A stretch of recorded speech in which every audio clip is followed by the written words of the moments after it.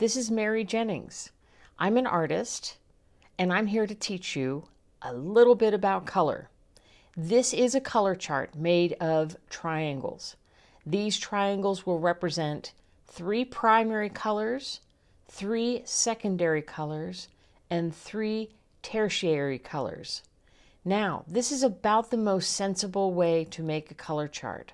So I'm going to demonstrate for you how to complete this color chart. The bottom 2 colors will be blue and yellow. The top color at the apex of the triangle will be red. These are the primary colors. From those colors, you will mix the rest of the colors needed to complete the chart.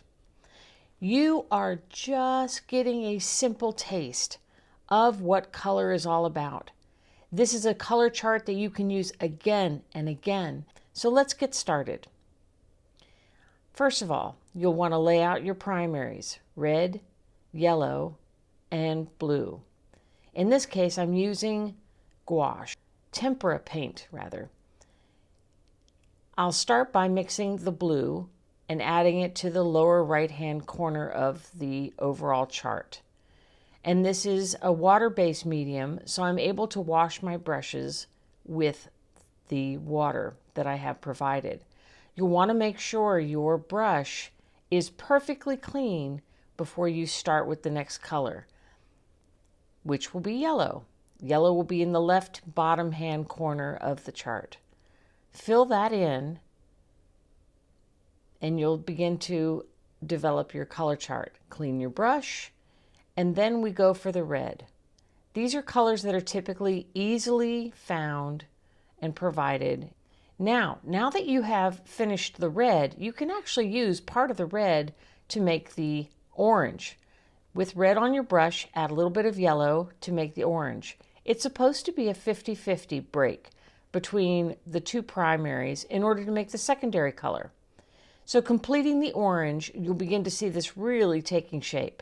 Now you're going to have to clean your brush completely, and we're going to now make the green, which is a little bit of yellow and a little bit of blue.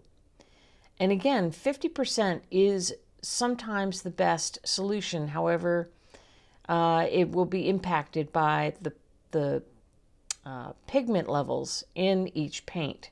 So you're really going to have to test it out, but try and make it as 50-50. Next will be the violet, which will be made with the red and the blue.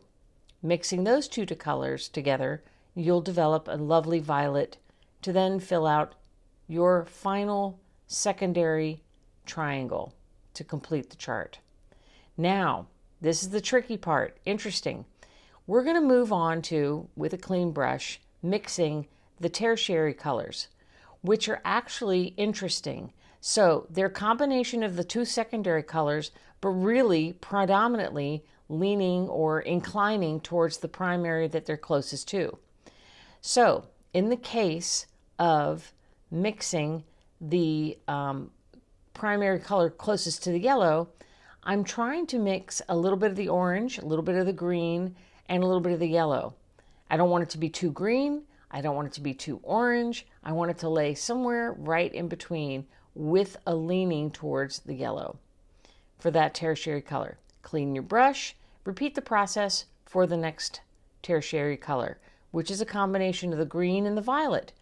Green and violet with a little touch of blue. And it really, these colors that are the tertiary colors are moving away from the pure color of the primary, the red, yellow, and blue. They still have an essence of it, but these are beautiful neutrals that are leaning more towards, away from pure color and into more of a gray, a neutral gray. Next is the orange and violet mixture combined with the red. And this will complete your color theory triangle.